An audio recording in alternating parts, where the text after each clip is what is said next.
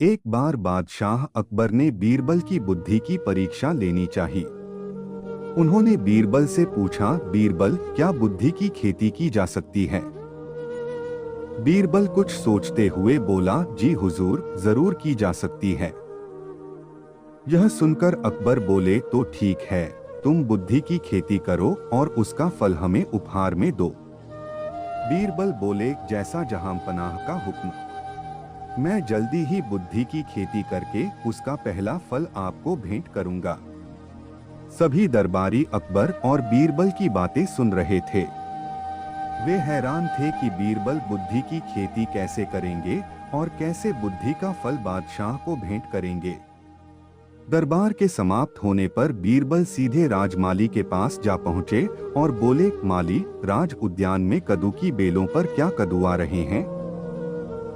माली बोला, हुजूर, आ तो रहे हैं, पर अभी वे आलू टमाटर जितने ही छोटे हैं। यह सुनकर बीरबल बहुत प्रसन्न हुए। उन्होंने माली के कान में कुछ कहा। फिर वे अकबर के पास गए और बोले, जहांपना, मैंने बुद्धि की खेती शुरू कर दी है। मैं कुछ दिनों में आपको बुद्धि का पहला फल भेंट कर दूंगा।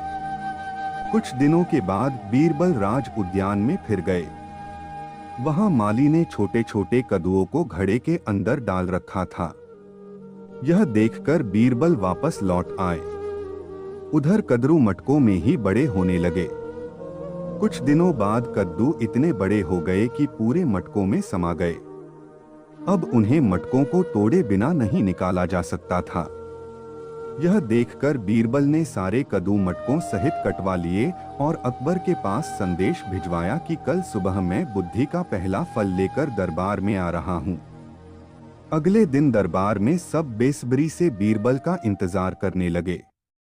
तभी बीरबल 2 मटके लिए दरबार में उपस्थित हुए और अकबर से बोले, जहांपना, मैं बुद्धि के फल ले आया हूँ, किंतु ये फल बड़े नाजुक हैं।